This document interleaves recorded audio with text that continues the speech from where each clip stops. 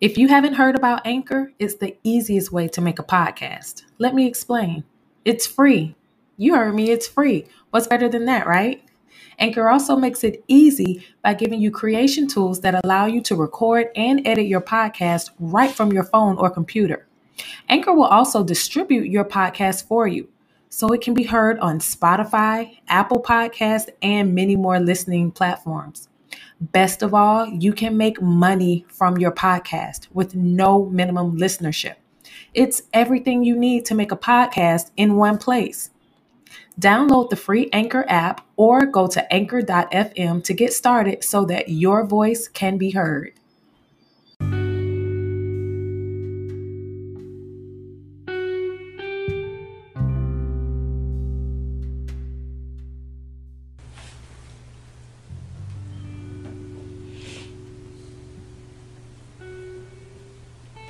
What's up, Straight Talk Society? This is your host, Trevor, and I'm back with another episode of Straight Talk with Trevor, the podcast where no topic is off limits.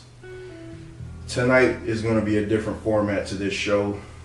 Normally, we come to you with a topic that'll make you laugh, that'll make you think about things, but tonight we're dedicating this show to a special someone. I want to say 2 days ago, our family lost a giant. Our beloved Uncle Randall Barr passed away, and I just decided that the best way to honor him would be to have some of the men in the family come in and speak candidly about their memories of him. You guys know that I use this podcast as my outlet, so I do get real, I do get emotional when I'm talking about people that's close to me, and I doubt tonight will be any different. So it won't be like a normal show like it normally is. Tonight is just, we're just going to honor a great man that touched all our lives. And with that, sit back, get yourself something to drink, do whatever you're going to do. It's time to talk straight. So in the studio, I have this. It seems like my audience, my guests are growing more and more every week. I actually have 4 people in the studio with me tonight. I got Zay back with me. What's up? What's up? Got Dwayne back with me. Hello. And now I got. I don't know what I'm gonna call you. You want me to use your real name? It don't matter. Call me what you call me. And I got Bubba in the studio with me. Yeah, you're doing. And tonight we're just gonna talk candidly and open about our feelings towards Randall that passed 2 days ago. If you're here to find out what happened, that this isn't a show. We're not doing that. Tonight is just a reflection on the influence that he had in our lives. So we're just kind of going to go around and just share some thoughts about him. But I do want to pick up from here because I was just finding out that he came into the family about 27 years ago. Mm-hmm. And that was right after your guy's Uncle James died. Right. So what was your relationship with Uncle James, first of all? I had a great relationship with him. I've been with him the longest, known him the longest. Basically, his younger brother, technically his nephew, but was raised more like his younger brother. So I definitely had a great relationship with him, and my relationship with him after he passed, my relationships, changed. Some things changed in my life, after losing him. So he definitely was one of the men in my life that I respected. Zay, did you know him, right? Yeah, I knew him pretty well. Yeah, I think that was the first death in the family that actually devastated me. Mm. And Bubba, you didn't know him. No, I'm not. I wasn't born yet. Yeah, you weren't born yet. Okay, so now Uncle James transitions, and then in comes Uncle Randall to the family. So what were you guys' first impression of him? Well, he seemed like a real nice guy, my first impression of him. Everybody can, put on their mask or whatever the case may be, personally, but he definitely was a nice guy and always remained the same. Yeah. Wonderful man. To me, he seemed. Well, I was like 11 years old, so my first impression was like, God damn, he big. But he was just like a big teddy bear. He was nice and definitely genuine, and he stayed that same person the whole 27 years. And Bubba, you weren't, when he came in the family, you weren't born, huh? Right. No, because that was what, 94. Yeah, and I was born in '98. But I think like my first vivid memory had to be like on the Christmas or something. Him dressed up as Santa Claus, the big old black family Santa Claus.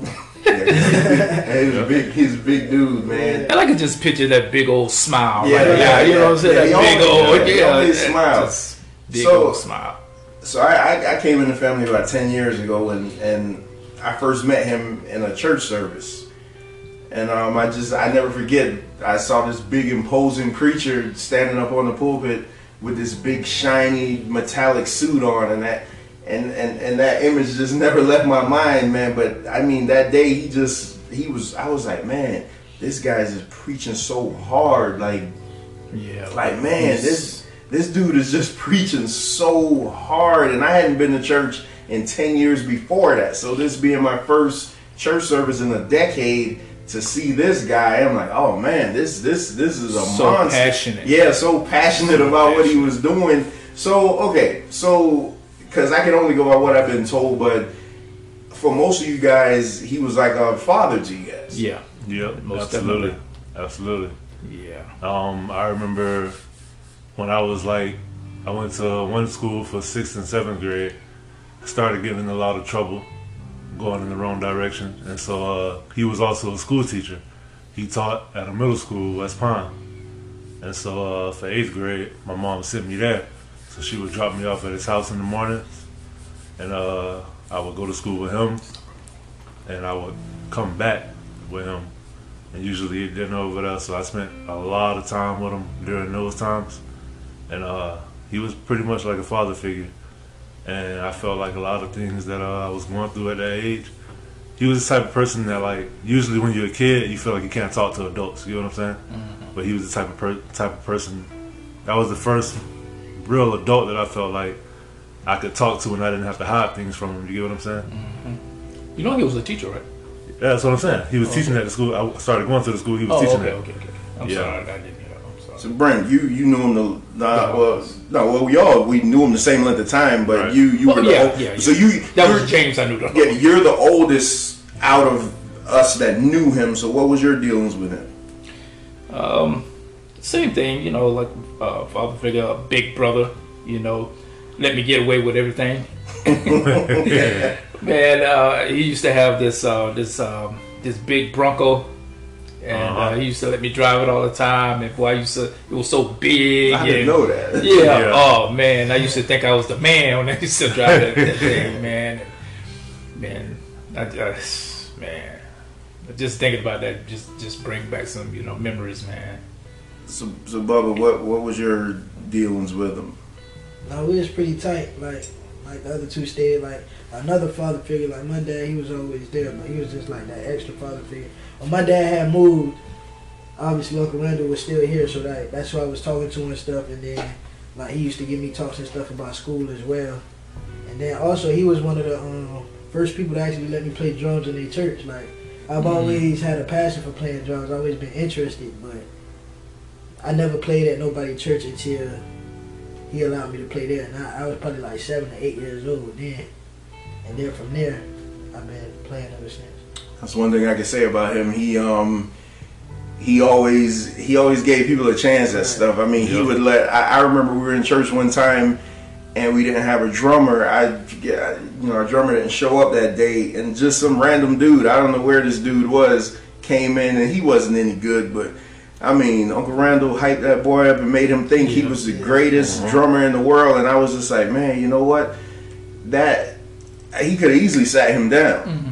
But you don't know what that meant to him. Yeah, but you don't know what that meant to him, and that's what he was. And for me, it's the past year with me and him has been rocky. probably get to that later if I can. But to me, he's always just been like another dad. Like my dad is here. My dad's here. My dad's right around the corner from me, and we have a tremendous relationship. But Uncle Randall, he just was like that guy that just, you know, I could come to him and talk to him about anything. You know, if anything that was bothering me, I could always just come to him and say something, and it wouldn't be any judgment about it. It's like, what's some of the things that he's told you guys? Like, because if I remember with me, when my daughter was born, he was the first person I called. I didn't call my dad. I didn't call my mom. The first person I called was him, and he just told me, he was like, you know, he said, he said, listen to me first of all, because you know he has that deep voice, and he's like, Trevor, I want you to listen to me. He said, you're the pastor of your house, and now it's time for you to stand up and take control. And I never forget that, man. And he just always instilled that just that firmness in me to just believe that I could do anything. I could like when he would tell me stuff, I just knew like I could just knock down any wall. There was no wall that I couldn't knock down after I had a pep talk from him. And it just, I don't know. So what He was always super positive, man. Always. I never seen the guy. Not all the time. Like, he always positive. Like, I never seen him like angry or nothing like that. And I remember, I wrecked that car once. Oh Lord! And he was. Oh Lord! I never heard this one. Yeah, not a negative. You know, nothing. Man, when I was going to the school that he was teaching at, I was in the 8th grade. Everybody knew I was his nephew. Almost got expelled that year, and had to be pretty embarrassing for him. And like, he was kind of upset, but not nearly like as upset as I thought he should have been. You get what I'm saying? Disappointed. Right, he was more disappointed, and seeing him disappointed, that kind of hurt me. That hurts. And that was enough. Like, I would have rather got a whooping.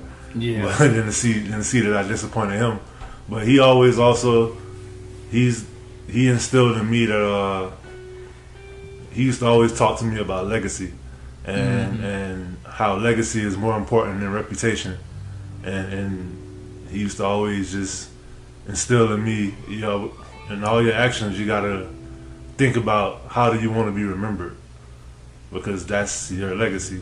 Yeah, because he's definitely, when I had my first, he was, man, whatever you need. Yep, genuine guy. Boom, boom, Genuine. boom, you know. Yeah, he was let's always. go, let's do this, let's do that, let's, you know what I'm saying? And whatever you needed, man, he was ready to just, you know. And people say that about a lot of people. How like, oh, they'll give you the shirt off your back, but Yeah. No, he would. Yeah. He would. He would. That's my He figure of actually speech. would. Yeah, he actually would. There's been times like I would just call him on rides home at night. Like if I was driving on the road for like an hour and I was by myself, I'd just call him and we just talk about just stuff. Like it was just, you know, he'd tell me things and it just, man, listen, life is funny and we say that all the time and we never have enough time. Yeah. It's like you'll see people here one day and then tomorrow they're gone, and then you always have this thought in your mind like, damn, the last time I saw this person we kind of had a beef with each other. Why didn't I squash it then? And that's kind of where we were. But I just, man, I don't know. I just, if you have the chance, just get it right with people. Mm-hmm. Because you never know. I mean, you never know what's going to happen. I mean, we knew he was sick and everything, but it's not until I saw him that I realized how bad it really was. And by that time, I just felt like it was too late. I mean, I know he heard me. I know he heard what I had to say, and I feel like we connected back on a level, but I just wish it would have been under different circumstances. So, so what else? He's that go-to guy, because for me, I heard that he taught Travis how to tie a tie, and it's just like he's always been there. Right. Yeah. Like Nidra doesn't even remember him not being there. Right. So it's like, Right. And how you? That's literally the point with me. Like, yeah, he's he always was been before there. me. He was a part of my family before I was a part of my family. And even though he was sick and everything, his energy was still so. Yeah. It's like you just thinking that he's gonna be another Right. Just thought he was gonna pull through it again. and he never. Because when it happened a couple of years ago and he was down for so long, he came back. Like he came back and he pulled through it. Yeah. And we're just like, damn man, he's gonna pull through this again. Right. You've been doing this for too long. Right. It's not over yet. But I mean, I've been with Janet for 7 years, give or take, probably a little more, but she hadn't met my family until like about 4 years ago. We went to St. Lucie for Thanksgiving, and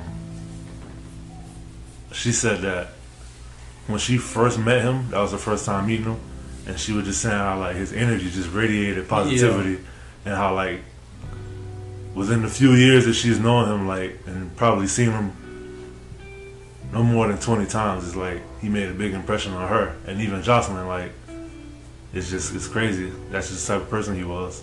Yeah. Like, he His stands energy- out. Yeah, and when you were saying you need to, time is short, man, and spend time with people that Yeah. because his energy was so high that you just like say you thought he was that was wrong basically, or he was gonna be here forever. I remember him taking me to funerals with him, and he would just like, man, he would like literally just command the room. He'd go in there, and those people would be all sad, and then he'd get in there and he'd start preaching the message, and I was just like, man, this man is. I'm like, man, what? I'm like looking at this guy like, man, this man is on a whole nother level, man. Like I remember one service, I remember one funeral we went to, and at the end of the funeral, I asked him, I'm like, man, I said, did you know that person? And he was like, no, I didn't know the person. I never met the person before. He said, you had to be there for the family. He said, because the person is gone, but the family is who needs you.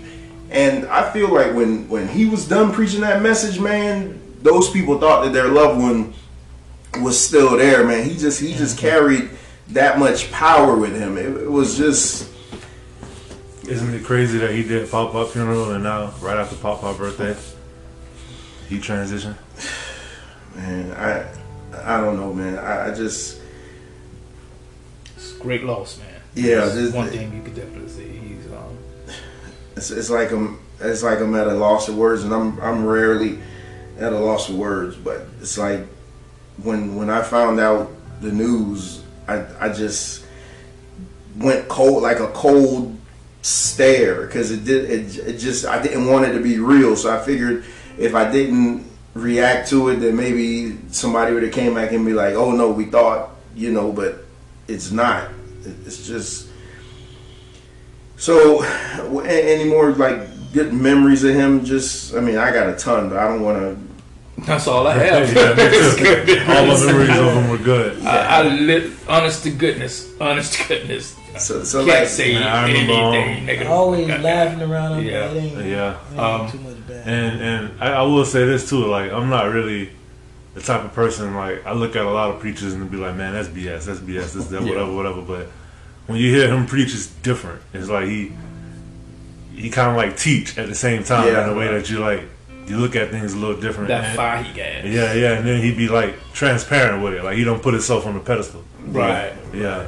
I Genuinely have the love. Right. Of teaching. Regardless of my beliefs now, I always said, and I never have not said, and won't begin to say, but I will say he was the best teacher I ever had. Because he would break things down to a way, and then I say, like, I'd be at work and literally just have hour-long conversations with him about certain things, and it's stuff that he wouldn't dare tell a congregation because he doesn't think they're ready for it. Right. Whereas with me, we could have dove deep into these mysteries, and it's like, and I believe part of the reason why I am like I am now, questioning everything, is because of him. Like he used to tell me, he used to be like, man, no, he said, no, you got to get into that Latin Vulgate, you got to get into this, you got to get it in the Greek, you got to do this, and he would always tell me, he's like, this is not enough, you got to go deeper, you got to do this, you got to do this, and that's what I'm doing. I may have went about it the wrong way, but I'm doing it because he taught me, and because he left that stamp on me. And I will say that I feel like I couldn't have been the husband that I am if it wasn't for him, because he had us in the relationship, premarital. Yeah, I went through that with him too. Counseling, and I think it was supposed to be like a 4-week class, but I think we were in there for like 8 months, and it was just, but it's like he took the time to put into us. That's why I'm not, the relationship with me and him is bigger than any church thing. I'm not concerned about church right now. This man was like a father to me. This man taught me when I was in my darkest hour, when I was thinking about killing myself. Whoa. When my daughter was born, like I just wanted to die, and I called him, and he just talked to me, and it's like, he ministered to me, and he just strengthened me again. And it was just like, cause I just thought that I couldn't deal with it. You got a baby that's born so early, and you can't deal with it. And I just didn't think I had the strength, because my wife wasn't around. She was in the hospital, and I called him. Like I said, he was the first person that I called when it happened. And he talked to me, he taught me down off the ledge, and I just thank him for every opportunity that he gave me. The season that I was with him, he gave me nothing but respect. He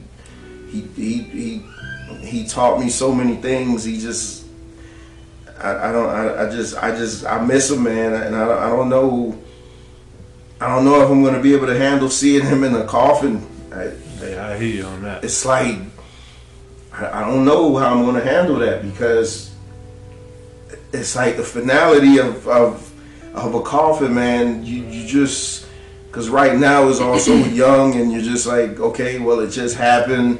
You got your memories and things, but it's like when that coffin closes, right, you're just like, damn, man, it's this is really it. Yeah, this is really it. And I just don't know, man. I don't know, and I just, man, I feel so bad for his wife and daughter right now, just because of everything that they must be going through right now, and the kids, just it's crazy, man. Yeah, that's what I keep telling myself. Like, if I feel like how I feel, imagine how they feel. Right. Yeah. And it's just, I'm grateful that I was able to spend the time with him that I was able to spend. I feel like anybody whose life he was in, they were better off for it. Yeah, he was a giant in the giant in the world of the church, but even more, he was a giant in our hearts. He was a person who groomed men, and I think everybody sitting in this room has been touched by him, and he's deposited something in us that we'll never forget. Because as far as I know he didn't have any kids of his own, so he treated us all like we were his sons. Right. We call him Uncle Randall and everything, but he would always call us son. It's like, and he always just was so genuine, man. And I think, absolutely, I think if I have a word for him, it's just genuine. Like somebody so big and imposing, because that's a big man. Like when you see him, you're like, whoa, you don't want to get his timing wrong, like that's a monster, But he was just like a gentle giant, man. You just see him, he was just like he was a gentle giant, and it's just, sometimes he would call me at random and just say, I just want you to know I love you. Like, I look at you like you're my son, and that was it. Like, he didn't want nothing just to tell me that. And Wow. I don't know nobody else that do that. I don't get those phone calls from nobody else. Right. And I could definitely say there's only a handful of people, of men, that I actually respect, and he's definitely that guy. So, and that's saying a lot from me, you know, because I don't. It takes a lot to earn my respect, Right. you know. So he definitely has that, and so happy that he came into my aunt's life, you know. Man, just it's crazy. Yeah, like, this one definitely different. Yeah. Absolutely. Definitely different. So when,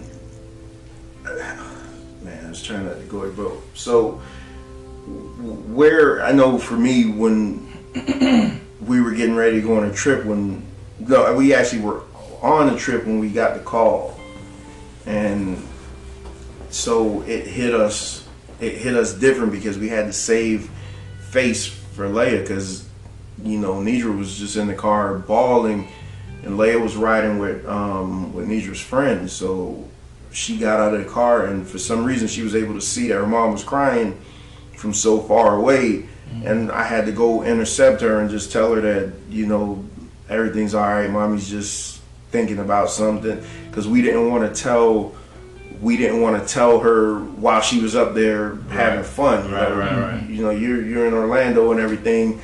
Last thing you want to do is tell a little kid that a loved one died. So how did you, like, because I know you guys had kids, like how do you have to take, like, what was that like, having to tell your kids that this is what the reality is? It was rough, but I just sat her down. I didn't tell her the night that I found out. I told her the very next day, and I just sat her down in the morning, had her to sit next to me, and I just gave it to her straight. Like, hey man, Uncle Randall passed away yesterday. It was rough. Like, sometimes as a parent, it's like it bothers you more to see them hurt. You get what I'm saying? Like yeah. Like it stings. But she was just like, was he in pain? And I was like, yeah, he was in a lot of pain. And she was like, so he's not in pain no more? And I'm like, nah, he's not in pain no more. And she cried a little bit, and she was like, all right, but I'm just waiting, like you said, at the funeral. I know it's gonna be hard for her.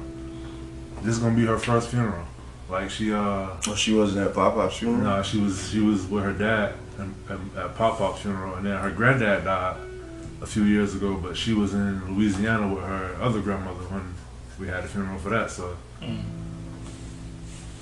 So I when we told Leia yesterday, and it was like, and that being at such a young age, she's already 6. She's already been to maybe 5 or 6 funerals already, and I'm just starting at this point to think it's too much. She just broke down because immediately she equated it back to Pop-Pop. right. And then she was like, but then at the end, my 6-year-old said something that's crazy. She was like, so that means that that Uncle Randall, Pop-Pop, and my fish are now together with God? And I was just like, man. It's a cute little fish. You say the fish was around the same time as Pop-Pop, Yeah, right? the fish died like a week before Pop-Pop, and that's how we were able to.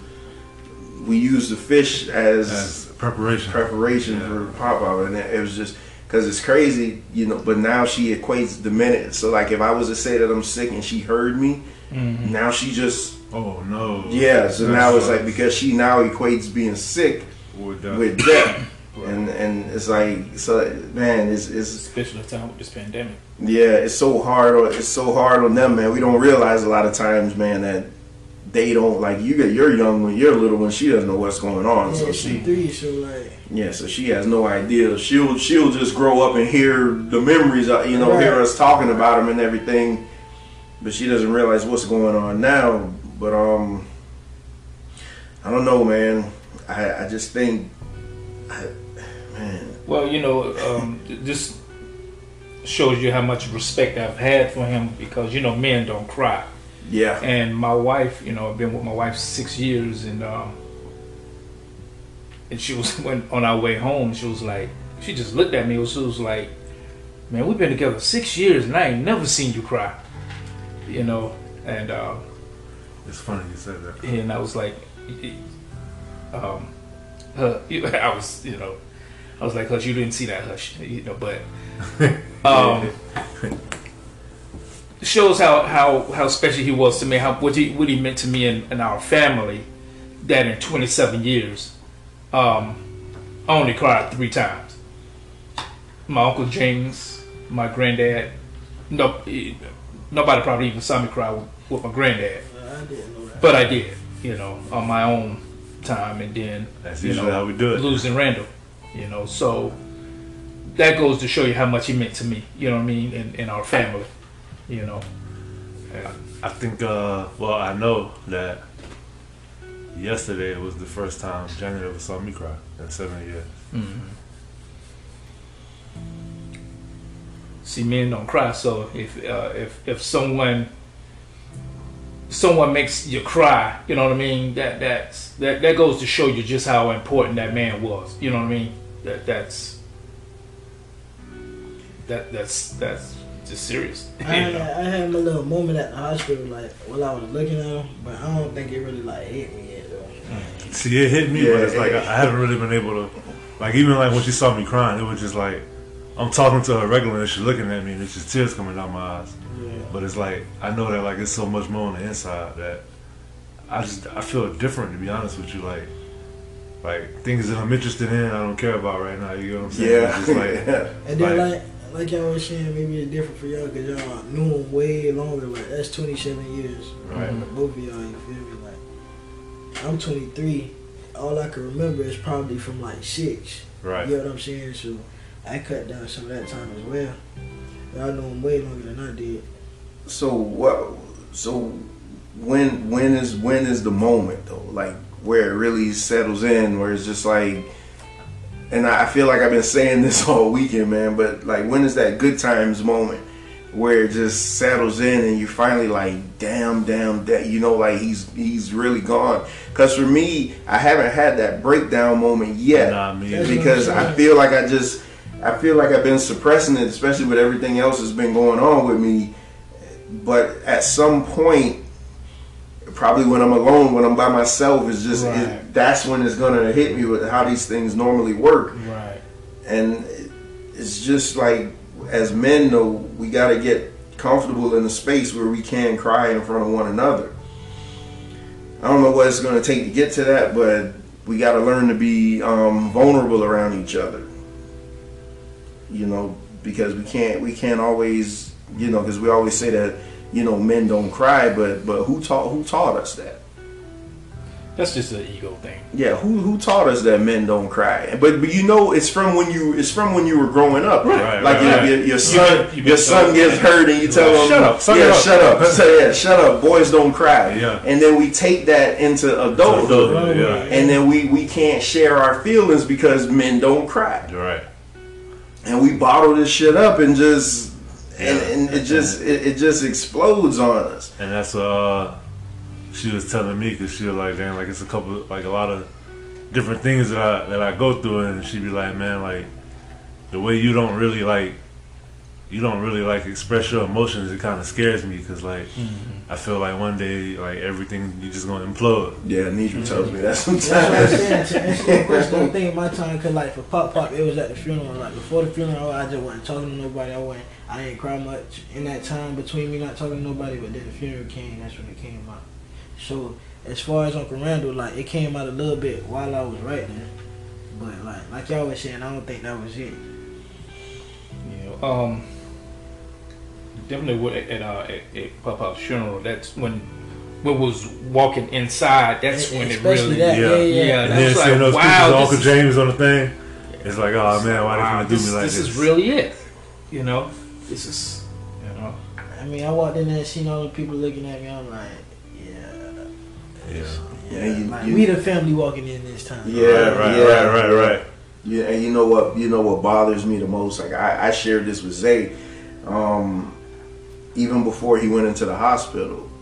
like 2 days before I had a dream about him, and like he was real heavy on my mind. And I told Nidra, I said, you know what? I'm just gonna go over there and pop up on him. And then I said, you know what? Nah, let me don't pop up on him because I don't want to make anything seem awkward. Let me write him a letter. Yeah, I remember you telling me. And I started to pen the letter. And then the next day, I found out he went in the hospital. And it just bothers me, man, that I just seem to be a second too late on everything. Yeah.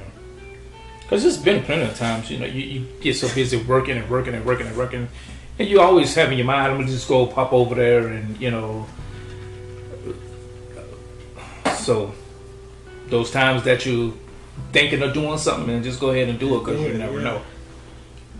You never know, man. Man, I just remember I remember just seeing this guy the guy just taught me through so much stuff, man. It's like he was in any hard situation. Like I say, me and my dad have a tremendous relationship. Mm-hmm. But whenever the hard situations came on, Uncle Randall was always the first person I would call. Like I wouldn't call my dad because my dad was. It's like because I knew Uncle Randall was always going to give me something out the Bible. You know, like he will always tell me that. He was always telling me. He was always say, "I'm going to give you a word from the Word." That's all he would ever tell me. He'd always say, "I'm going to give you a word from the Word." Anytime he talked to me, I'm going to give you a word from the Word. And I wasn't going to get that from my dad because my dad was like, you know, so what is this? But but he would always tell me, "I'm going to give you a word from the Word," and I would always just look to him for that word from the Word, you know, till it got to a point where I started giving him words, you know, like people just don't know, man, our relationship. I would call him at work because the type of work I do, I'm pretty much by myself, so I had the ability to be on the phone all day if I want to be. And I talked to him for hours, and we just talk about everything, man. We talk about Bible stories, and I tell him what I thought about certain things, and he'd laugh because he's like, "Man, you really want to try to make me go there?" And we'd always just be sitting there encouraging each other, man. And it's just now I don't have that anymore. I don't have anybody that I feel like that I can go to intellectually and be like, "Man, how is this?" You know, it's like it's just. Well, now you can be that somebody for somebody else. Yeah, but the thing is, they don't like it the way I do it.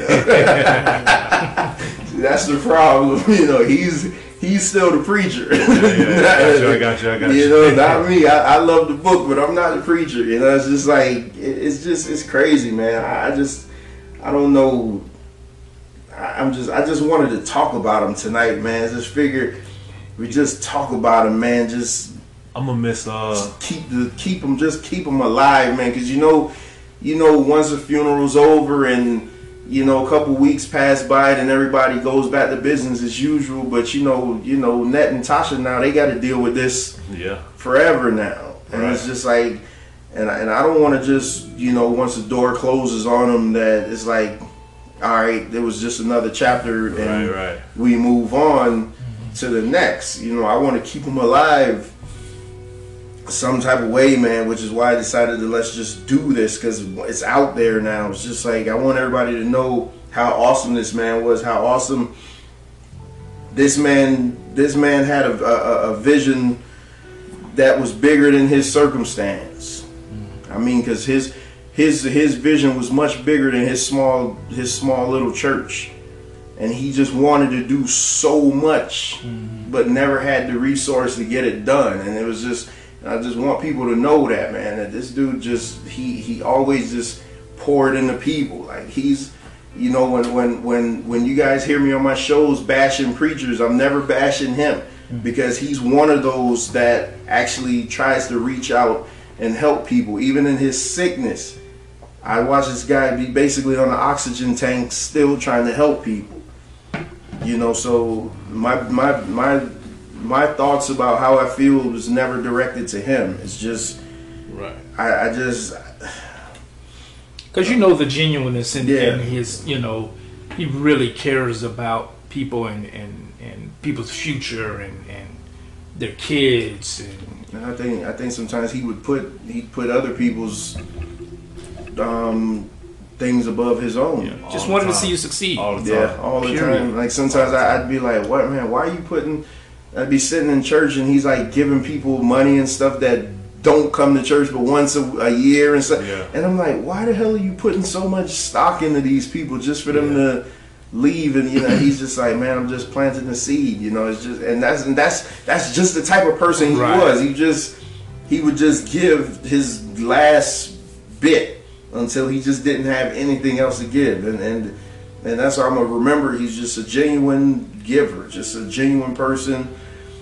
He just poured, man, just poured from a vessel, even though he didn't have that much to give. Sometimes he just constantly found ways to make things happen. Yeah, because I always think about when we used to go to church in Hollywood. It was this white dude named, I think his name was John or something like that. And he used to always just come after the service, just basically to, asking for money or whatever. And Randall always just gave money, And there, people used to be like, no, he does just come here just to, get money or, off you or whatever. But he didn't care, just as long as he helping somebody. That was just. I'm gonna miss his sense of humor too. Yeah. He's one of those guys that you could joke about anything with him. And that he'll big, be right there with you. That big laugh. Yeah, man, he give you that big comic book over exaggerated laugh. Yeah, man. He was something else, man. Like he was just a genuine dude, man. He was our teddy bear, man. He was our teddy bear. And I don't know, man. He's just so much of a nice guy. He probably never even had a fight in his life. Nah, I think he done put some hands on some. You play sports. I know you gotta. You can't be that big. You can't be that big and then whoop one person. You gotta show somebody some dominance. Make people respect that size. I just want to use the time. I just wanted to use this time just to reflect on it, man, because we're going to be sad. We're going to have the sadness is coming. We're going to have those moments where we're each individually going to break down and cry. That's coming. But right now, and it's okay. Yeah, it is. It's okay to cry. It's okay to be sad. It's okay. I was telling Leia when she was crying yesterday, it's okay. Just have your emotions, let them out. It's okay. But then once you get over that, you just try to remember all the good times that you had. And it's just, and I had a lot of good times with him, man. We did a lot of double dates, like couples nights. And he just had a big emphasis on like couples and marriage and stuff like that. Like he was so strong on that. Like I feel like if he would have left church, he could have been like a relationship like a marriage guru or something. Like that, because he like that was his strength, man. Just like marriage and just, it is. That's probably one of the the only marriage I've ever seen like successful, like as far as like they stayed together and happy until the end. You get what I'm saying? Yeah, they really did till death do you part. Yeah, I was thinking of that today. Yeah, I was thinking about that like a couple of days ago. Like that's the only one. Yeah, so many marriages. Because I had my uncle. My uncle they got married the same year in '94. Him and his wife are still married. That's the only one I've ever seen outside of this one. Right. They were together like just. He lived it. He talked it and he lived it. Yeah. Regardless of what anybody thought, he lived it. And he had hurts. He had feelings. I mean, behind that big frame was a gentle giant. And he had feelings. And I just think, sometimes we lose sight of that we look at people and think that they just have this big rough exterior, but we forget that they're people at the end of the day. Yeah. And he is one of the good ones. Like I'm I'm gonna miss him, and I just wish I had more time with him. Yeah. The one thing you can never get back is time. Yep. And That's why time is more valuable than money, in my opinion. Yeah, and he would always say when he's preaching the sermon, he would always say, "For today is a day that you never seen. No, today is a day that you never seen before, and today's a day you'll never see it again." And he would always say that. But the God we serve loved us so much, and it's just like I just man, I'm Dearly beloved. yeah, beloved of Christ. I'm just gonna miss him, man. I don't know. I really don't know, man. I'm gonna sit tomorrow. I'm gonna be at work, be alone to my own mind, alone to my own thoughts, and that's probably where it's really gonna hit me. But it's just so. Any closing words before we get out of here? I just Just like I told him when I left this side 2 nights ago. I love you. I respect you, and you will be missed. You know. Same here. I love you. I love you. I respect you. I'm gonna miss you, and you just made your life better. Left your mark. And you will always be appreciated. Yeah, Definitely. well, you got something to say, Bubba? Yeah, I was just gonna say I love you. Miss you. I appreciate you for all the lessons. Appreciate you for all the opportunities. And yeah, rest in peace. Uncle Randall, Daddy, you've been like another dad to me, and I believe that the Most High still knows best. And He saw that you were tired, and you probably were ready to go home.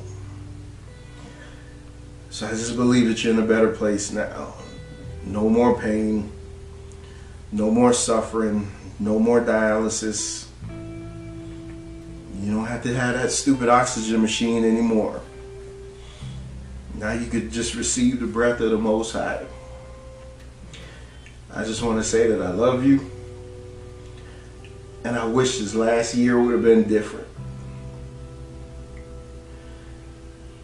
I just don't know, man. I miss you so much already. And I just felt like it was just so much more that you had left inside of you, but you ran your race. You finished the course.